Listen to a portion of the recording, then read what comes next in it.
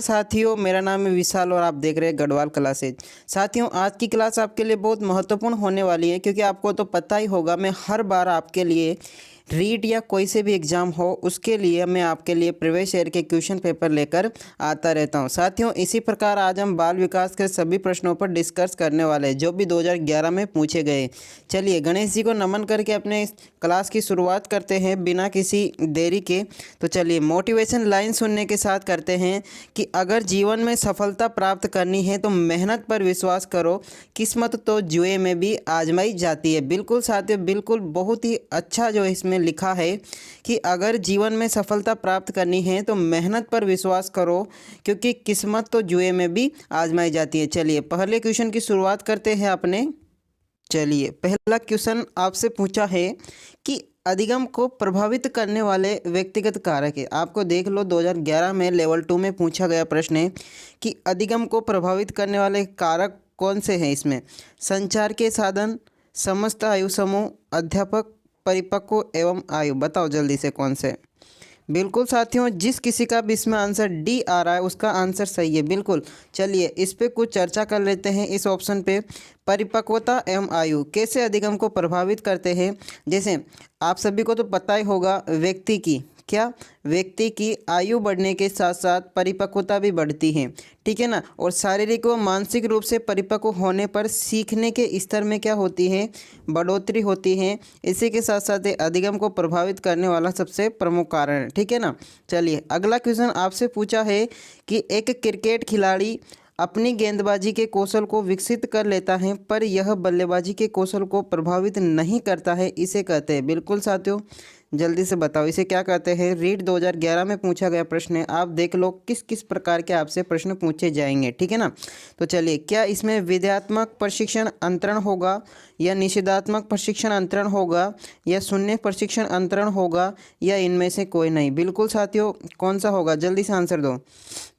बिल्कुल साथियों, जिस किसी का भी आंसर इसमें सी आ रहा है, शून्य प्रशिक्षण अंतरण, उसका आंसर बिल्कुल सही है। बिल्कुल साथियों, ये प्रश्न आपका जो 2021 में भी पूछा गया है उसमें मैं आपको इसमें संपूर्ण जानकारी बताऊंगा, ठीक है ना।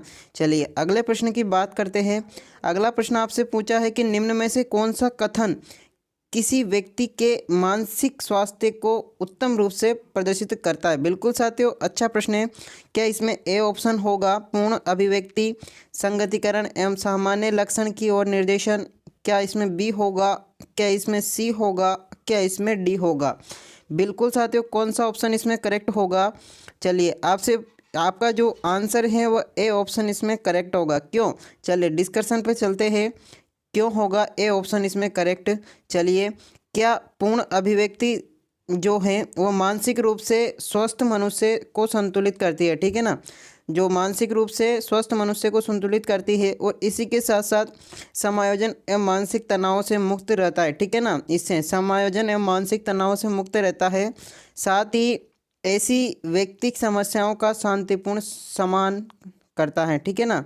मतलब जो व्यक्ति जो अपनी समस्याएं होती है उसका शांतिपूर्ण समाधान करता है, ठीक है ना, इसमें ए ऑप्शन में, ठीक है ना। इसलिए ए ऑप्शन आपका करेक्ट हो जाएगा। बिल्कुल, अगला प्रश्न आपसे पूछा है कि फ्राइडे एवं प्याजे एवं अन्य मनोवैज्ञानिकों ने व्यक्तित्व विकास की विभिन्न अवस्थाओं के संदर्भ में व्याख्या की, परंतु प्याजे ने क्या कहा, ठीक है ना।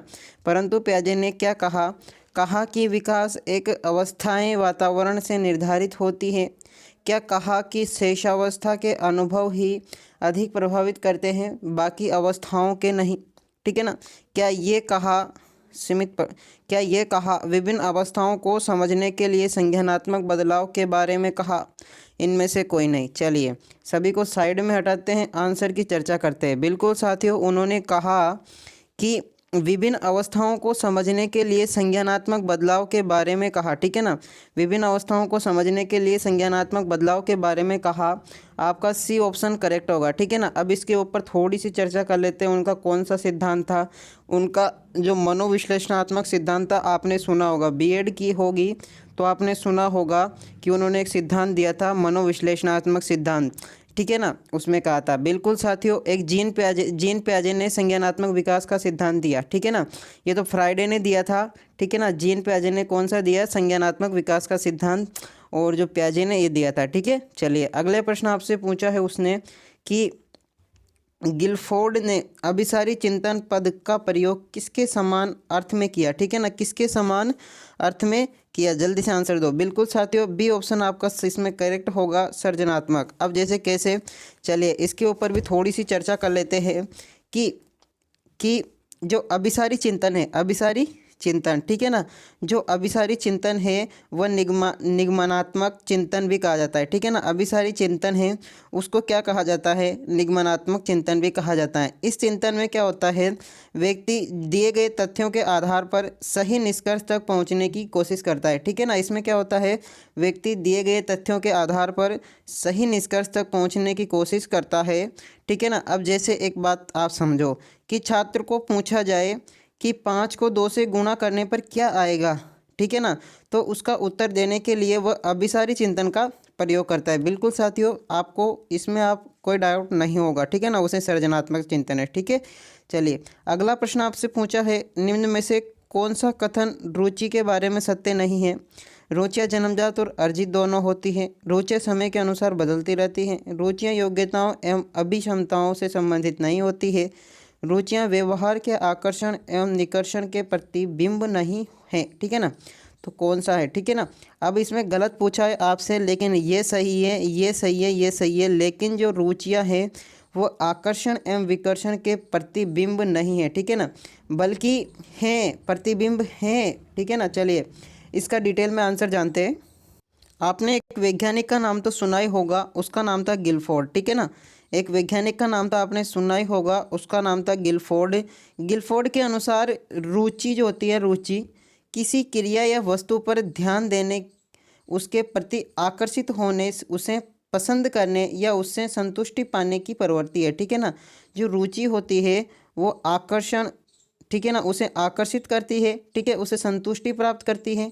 ठीक है ना, उसे पसंद करती है। ठीक है, ये रुचि होती है। ठीक है ना, इसलिए वो आकर्षण, तो इसमें इस बात से समझो आप कि रुचियाँ समय अनुसार बदलती है। ठीक है ना, और अतः रुचियों में आकर्षण और प्रतिकर्षण क्या होता है, पाया जाता है। बिल्कुल साथियों, डी ऑप्शन करेक्ट होगा इसमें।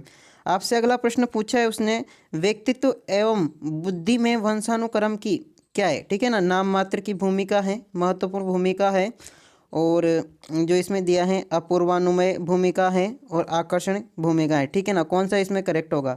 बिल्कुल साथियों, ए ऑप्शन इसमें भी करेक्ट होगा, नाम मात्र की भूमिका है। कैसे, चलिए एक वैज्ञानिक था जिनका नाम आपने सुना ही होगा, उसका नाम था कैंडोल। ठीक है ना, कैंडोल के अनुसार बुद्धि पर वंशानुक्रम की बजाय वातावरण का प्रभाव पड़ता है। ठीक है ना, बुद्धि पर वंशानुक्रम की बजाय वातावरण का अधिक प्रभाव पड़ता है। ठीक है ना, और यही एक वैज्ञानिक और था, उन्होंने भी कहा था, उसका नाम था कुले। ठीक है ना, कुले के अनुसार भी यही था। ठीक है, तो नाम मात्र का प्रभाव पड़ता है। अगला प्रश्न आपसे पूछा है उसने कि जिन इच्छाओं की पूर्ति नहीं होती उनका भंडार ग्रह निम्न में से कौन सा है।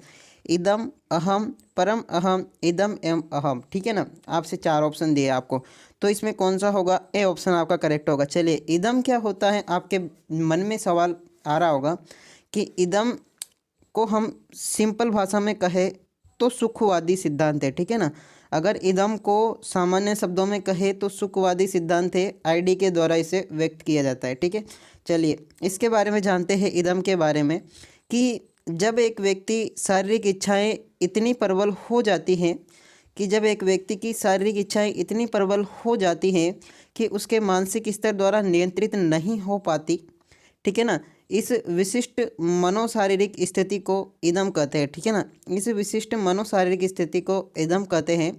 ठीक है, ये हो गया आपकी इदम की परीक्षा। इदम जो होती है वह जन्मजात होती है, आपको पता होगा। ठीक है ना, याद रखना ये सब, इदम जन्मजात होती हैं, अतः सामान्यतः बचपन में इदम ज़्यादा होता है। ठीक है ना, ये थे आज के आपके क्वेश्चन, और साथ में 2011 के मनोविज्ञान के मैंने सारे प्रश्न 30 के 30 प्रश्न आपको करवा दिए हैं, आप पीछे क्लासों में जाकर देख सकते हो। बिल्कुल, आज की वीडियो यहीं तक, मिलते हैं अगले इसी प्रकार की वीडियो के